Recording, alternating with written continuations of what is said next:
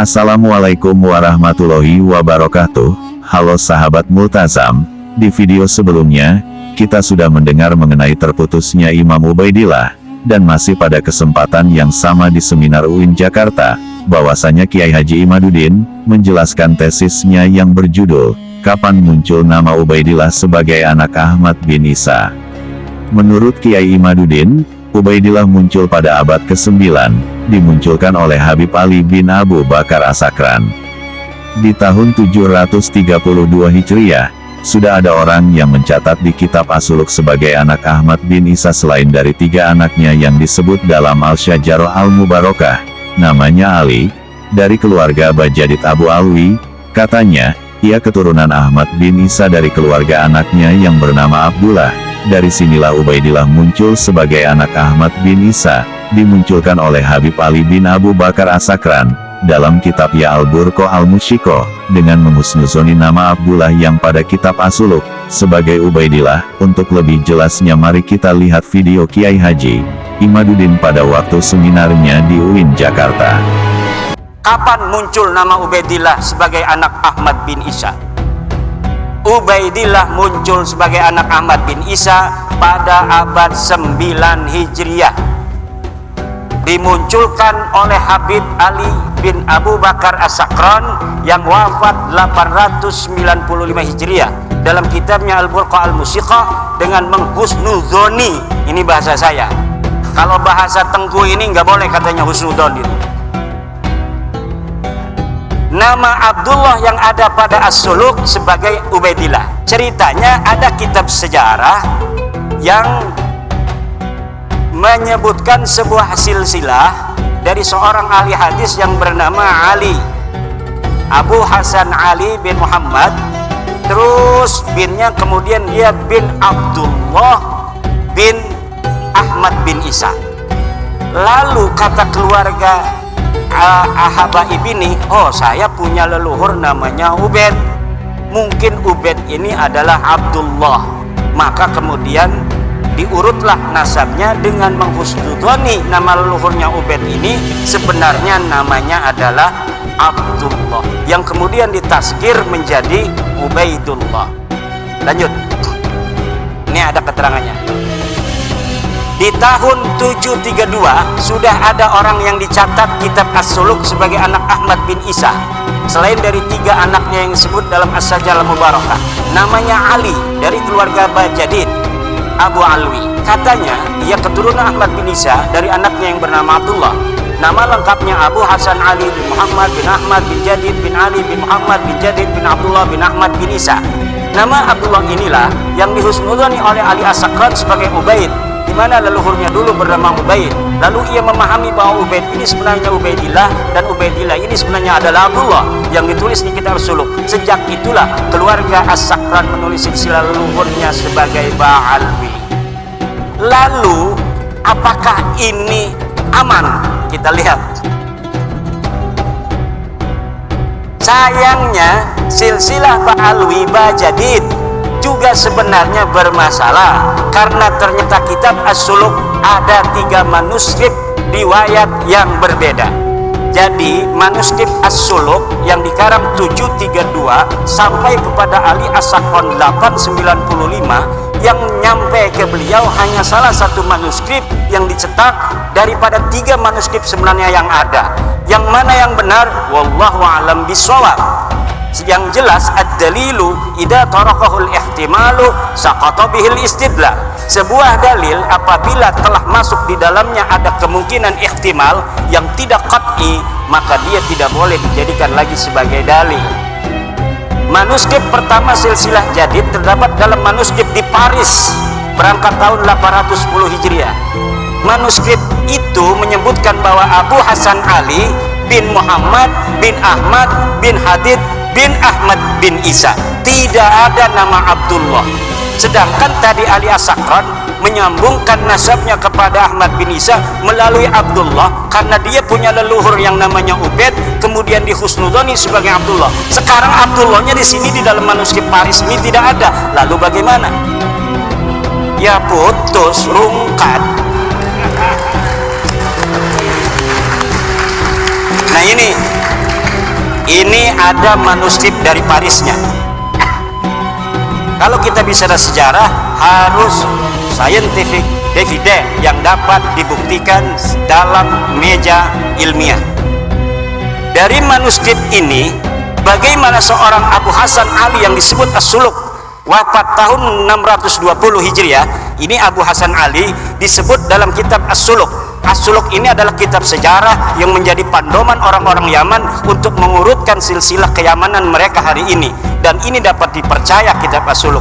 Maka banyak orang-orang yang mencantolkan diri dalam sejarah asli As-Suluk agar leluhur mereka nampak menyejarah, walaupun dulunya leluhur mereka tidaklah terjadi sesuatu hal yang membanggakan dan berprestasi.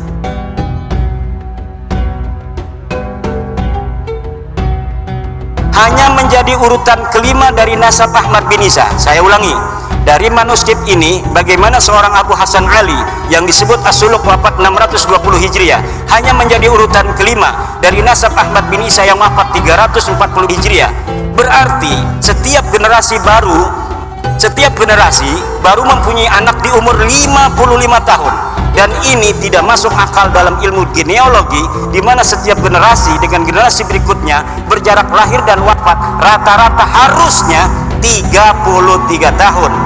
Dan dengan manuskrip ini, cantolan Habib Ali As-Sakran menjadi bias dan tidak sah. Karena apa? Karena Habib Ali As-Sakran mencantolkan keluarganya ke Ba'alawi karena ada nama Abdullah yang disebut As-Suluk. Sedangkan di dalam manuskrip As-Suluk versi Paris ini, Abdullahnya teaya.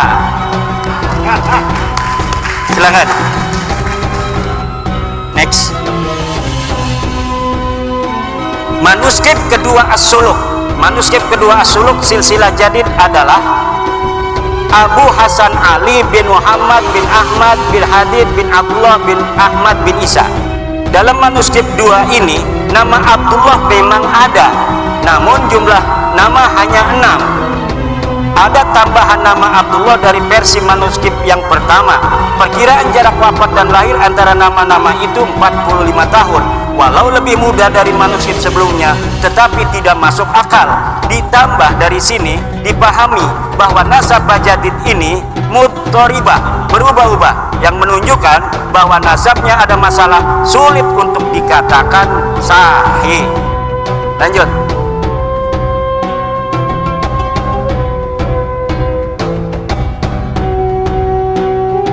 Manuskrip 3 As-Suluk.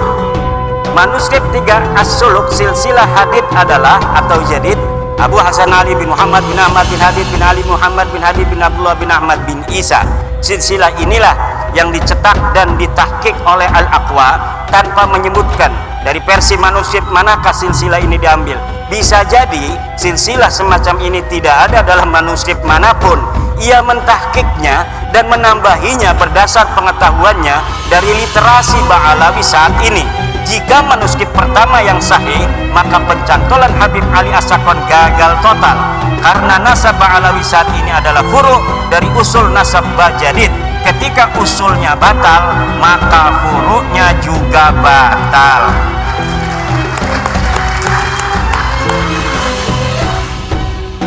Ini penting dan belum diungkapkan siapapun. Keluarga As-Sakran bukan Ba'alawi. Nampaknya kitab As-Suluk karya Imam Al-Janadi wafat 732 Hijriah adalah kitab sejarah yang menjadi pegangan latar belakang konstruksi nasab Ba'alawi dan sejarahnya. Nasab dan sejarah Ba'alawi yang ahistoris disusun sedemikian rupa menggunakan latar belakang sejarah yang terdapat dalam kitab As-Suluk. Penulis yakin secara ilmiah bahwa keluarga As-Sakran sebelumnya tidak dikenal dengan nama Ba'alawi. Nama Ba'alawi keluarga As-Sakran itu dikenal setelah kitab Al-Burqah dan kitab Al-Jauharus Sapab ditulis, yaitu milik Habib Abu Bakar As-Sakran dan Imam Al-Khatib. Seperti film fiksi sejarah Arya Kamandanu yang skenarionya ditulis berlatar belakang sejarah Majapahit. Ada orang namanya Ba'alawi dulu, ada silsilahnya ditulis dalam kitab sejarah. Lalu orang yang abad 9 mengatakan, itu leluhur saya. Sejak itulah dia menggunakan nama yang ada dalam kitab itu untuk keluarga dia dan keturunannya. Next. Ini versi ilmiah ya, interpretasi dari sumber-sumber yang kita dapatkan.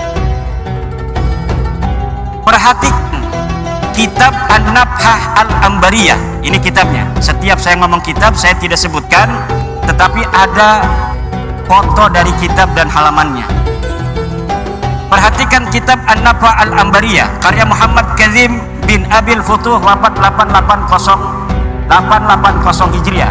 Dalam kitab itu di halaman 53 disebutkan bahwa Banu Abi Alwi adalah Abu Alwi bin Abil Jadid bin Ali bin Muhammad bin Ahmad bin Jadid.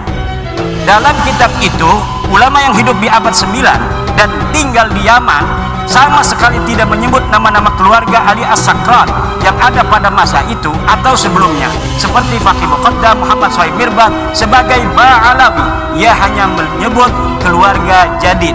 Padahal pengarang kitab An-Nabhah Al-Ambariyah ini hidup semasa dengan Ali As-Sakran. Kalau pada masa itu dan sebelumnya keluarga Habib Ali As-Sakran dikenal sebagai Ba'alawi, tentunya Muhammad Kadzim akan menulis contoh-contoh Ba'alawi selain dari Jadid disebutkan, yaitu dari keluarga-keluarga Faqih Muqaddam dan sebagainya. Ini membuktikan bahwa keluarga Ba'alawi yang terkenal itu hanyalah dari keluarga Jadid. Keluarga Ali As-Sakran dan leluhurnya sebelumnya bukan keluarga Ba'alawi. Jika keluarga As-Sakran dikenal dengan nama Ba'alawi, tentu Abil Futuh yang hidup sejaman dengan As-Sakran akan menyebut minimal satu nama yang mengindikasikan bahwa keluarga As-Sakran adalah bagian dari Ba'alawi. Perhatikan kitab An-Nabhah Al-Ambariyah halaman 53. Di sini nggak kelihatan, silakan di Google saja. Next. As-Sakran hanya bisa menyebut dua nama keluarga Jadid.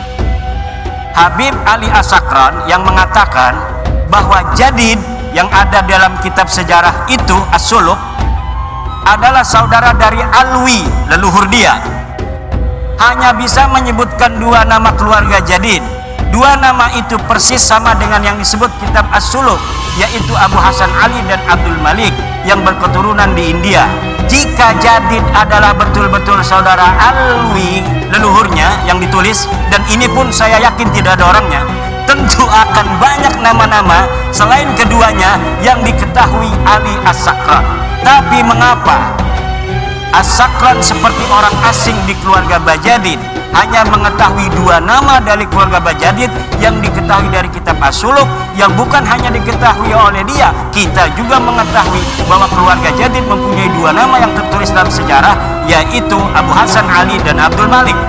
Apa bedanya saya dengan dia? Sama-sama mempunyai dua nama saja, padahal dia mengaku sebagai keluarga besarnya. Silakan. Makam Ahmad bin Isa ditemukan setelah 602 tahun. Ahmad bin Isa yang wafat tahun 345 Hijriah, makamnya hari ini berada di Husaisah. Lalu apakah makam itu sudah dikenal sejak tahun wafatnya itu, yaitu 345? Al-Janadi 732 Hijriah tidak merekam adanya makam Ahmad bin Isa, padahal ia sejarawan yang rajin mencatat nama-nama makam yang diziarahi dan dianggap berkah.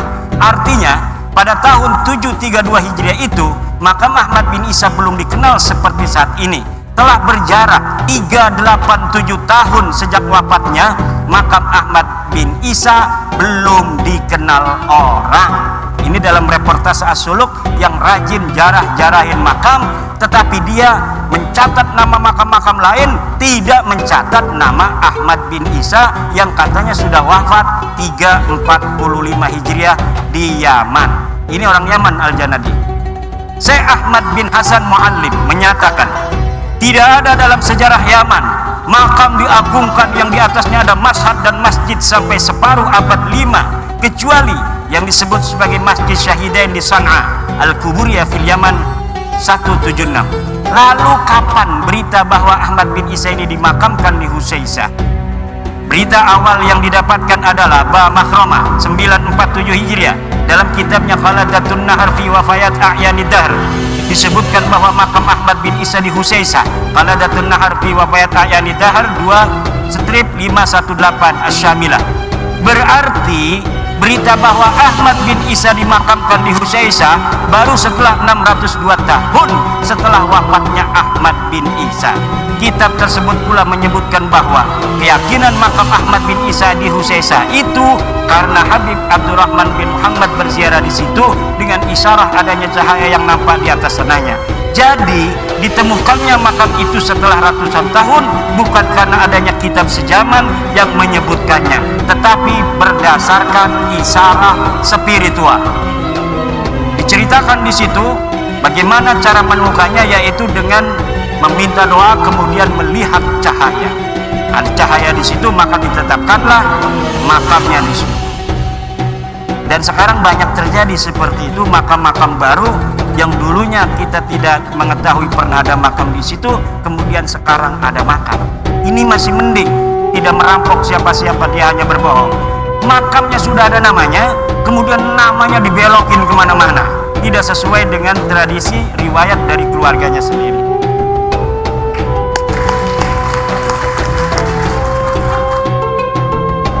Kitab-kitab sejarah yang ditulis setelah masa Ahmad bin Isa sampai abad 9, ini kitab sejarah, tadi kitab nasab. Sekarang kitab-kitab sejarah yang ditulis setelah masa Ahmad bin Isa sampai abad 9 tidak menyebutkan keberadaan keluarga Ubaidillah dan keturunannya di Hadramaut sebagai seorang sayyid, atau tidak sebagai sayyid pun tidak ada sama sekali. Kitab-kitab apa saja? Tarikh Musallam Al-Lahaji wafat 545 Hijriah, belum dicetak tapi manuskripnya saya punya. Tidak ada nama Ubaidillah dicatat di dalam kitab itu, dan tidak ada keterangan bahwa Ahmad bin Isa pernah hijrah ke Yaman dari Irak. Tabaqat Ibnu Samurah wafat 586 Hijriah. Tarfatul Ashab, nah ini Ibnu Samurah sering sekali namanya dicatut dalam kitab-kitab Ba'alawi semacam Samsud Dhahirah dan kitab-kitab yang lainnya, Al-Ghurar, kemudian kitab Hidmatul Ashirah, bahwa Ibnu Samurah pernah mengisbat silsilah nasab Ba'alawi pada masanya. Tetapi ketika kitabnya yang bernama Tabaqatul Fuqaha saya cari dari awal sampai akhir, tidak ada satupun Ibnu Samurah menyatakan bahwa dia mengisbat nama keluarga Ba'alawi sebagai sayyid, apalagi mengisbat menyebut nama dari satu keluarga Ba'alawi pun tidak ada. Next, kesimpulan, para habaib yang sekarang kita kenal bukanlah keluarga Ba'alawi yang dikenal di abad 7 dalam kitab-kitab sejarah. Keluarga Ba'alawi adalah keluarga jadid yang disebut dalam kitab As-Suluk 3732 Hijriah yang terputus dari Nabi Muhammad SAW karena Abdullah bukanlah anak Ahmad bin Isa. Para habaib nasabnya terputus dari Nabi Muhammad SAW karena Ubaidillah bukanlah anak Ahmad bin Isa. Jadi Ba'alawi sendiri yang ada dalam kitab itu tertolak sebagai keluarga Nabi karena Abdullah bukanlah anak dari Ahmad bin Isa berdasarkan kitab-kitab abad ke-6 dan abad ke-5. Kemudian ada orang nyantol kepada nama itu, ya yang dicantolnya itu rungkat, dianya ikut rungkat.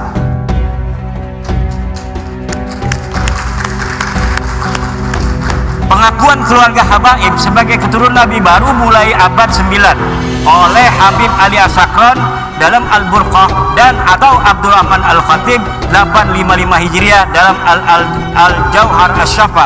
Ini jarang saya ambil namanya Al-Khatib, walaupun hidup bareng. Dia adalah Al-Khatib ini murid dari kakeknya Ali Habib Ali As-Sakran, juga murid daripada ayahnya. Jadi walaupun dia bukan Ba'alawi, terindikasi subjektivitas itu ada karena dia hidup bersama Habib Ali As-Sakran. Dan kitab Al-Jauhar Asy-Syafa ini belum dicetak sampai sekarang. Dia bagaikan sebuah kitab sakti yang tidak boleh dilihat oleh siapapun, tetapi sering diambil oleh kalangan Ba'alawi untuk membela nasabnya. Jadi kita tidak bisa untuk melihatnya, tetapi dia mengutipnya.